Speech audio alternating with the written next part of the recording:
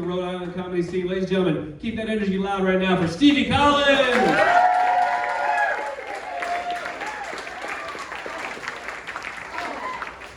Oh, Jesus, hello! How are you? Yeah, alright, beautiful. This is fun. I love doing shows in Rhode Island. This is amazing. Every time I drive in, I always see signs that say, "Discover beautiful Rhode Island." Every time, except for today, because I drove in through Woonsocket.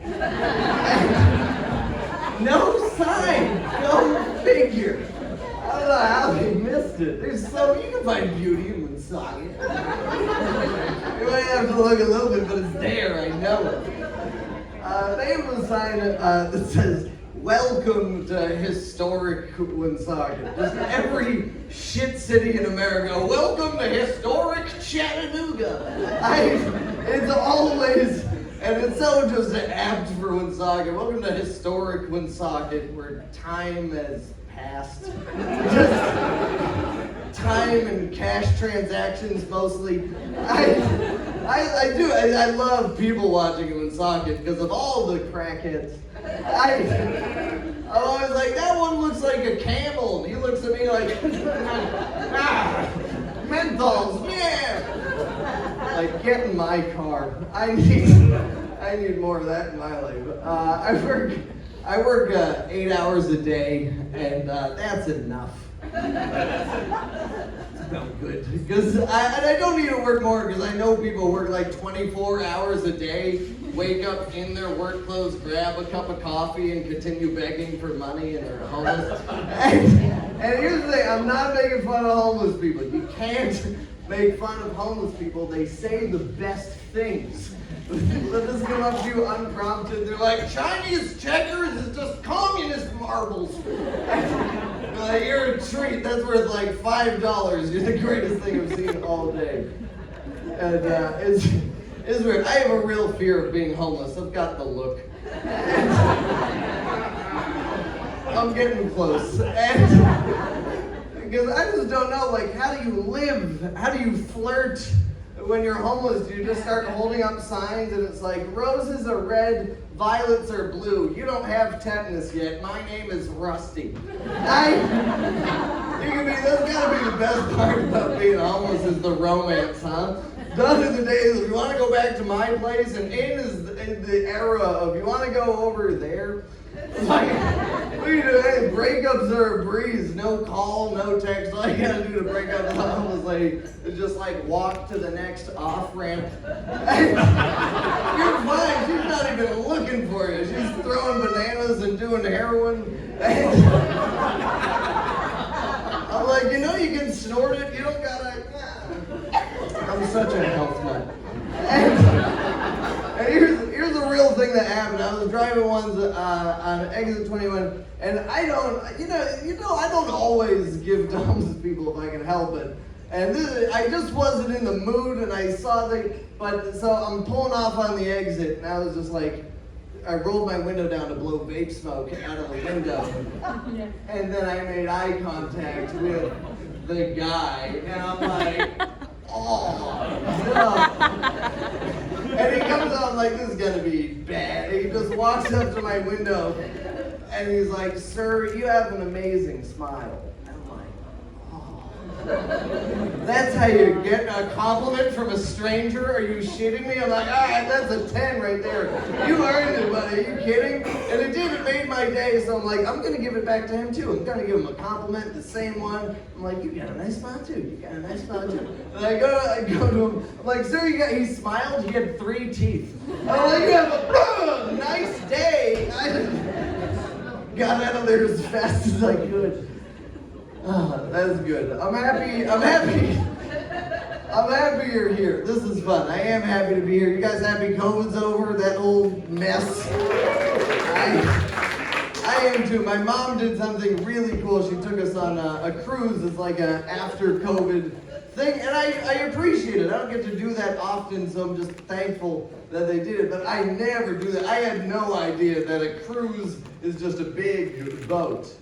I didn't know they had bumper cars on the boat. That is a big But also, most of a cruise is just me taking edibles and hiding from my mom. You'll never catch me! Ah!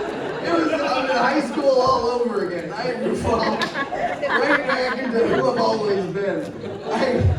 So I was bummed on the bumper cars, and it was like the last day of the cruise, and I didn't get to do it yet. So I go to my family, I'm like, you guys want to do bumper cars? I was so excited. They're doing cool guy shit. They're like, let's go to the bar. My little brother's like, let's try heroin. And I'm like, you know you can snort it. You don't gotta, I'm such an elf.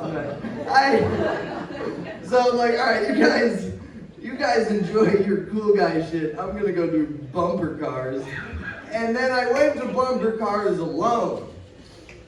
I don't know if you guys have ever gone stag to bumper cars. You're supposed to know people there. That is most of the fun to be had at bumper cars. It took me 20 minutes into the line before I realized I was the only one there who didn't bring any kids. And then this became an issue pretty quickly. Just my face, just an Amish Jesus going through a divorce. I'm stuck here. I'm 20 minutes into the line. I can't just bail now and be like, haha, just watching. I have to commit to the bumper cars now. So now I'm in the bumper car and I'm sweating. I'm like, oh no, I'm dodging. And I went there to just have a good time, and now I'm doing anything to not look like I'm having a good time. And I go there and like I feel parents staring at me, and I'm like, they're like, which one's yours? And I can't just be like, all of them. Because if I hit anyone, I'm a pedophile. And so I'm just dodging everyone, and I'm in the dead one in the corner. I'm like, fuck it, I'm a good boy. I do this to myself. Fuck.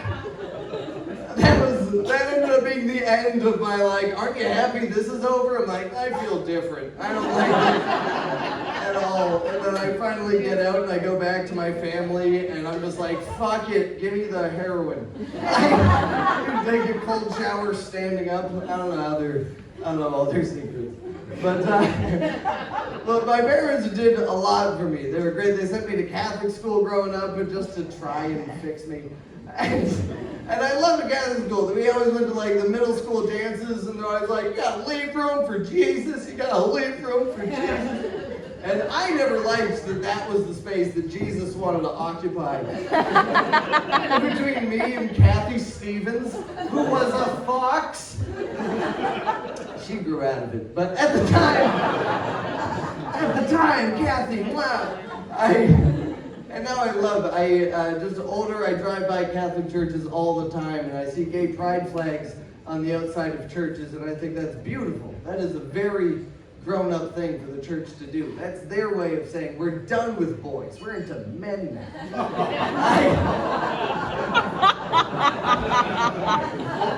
Yeah, it's gonna get worse. They were always pushing that on me, that gay is wrong, and there's like, it's either a choice or it's bad genes. And I'm like, that's not true. You can't prove a gay gene, because you definitely can't prove a gay baby. And how would you prove a gay baby? He just stops crying out of nowhere, just like, wah, wah, and just stops crying, and you're like, wait a minute. A 10-inch binky? That's too much, gay baby. What the hell? You have your whole life ahead of you. Look at this blankie, stiff as a board. Are you dealing with adult cum at 11 months old, gay baby? God, gay, damn it, gay baby. Go. Just punching a gay baby. That's good. So, I don't know if you can tell, but I got ADHD. That's, or as my friends call it, autism, but faster. And that's why I'm so happy that I'm circumcised. Because I got ADD, I can tell if I were circumcised, I can see myself for hours just going like, crew neck, turtleneck, crew neck, turtleneck. You guys have been wonderful, thank you so much.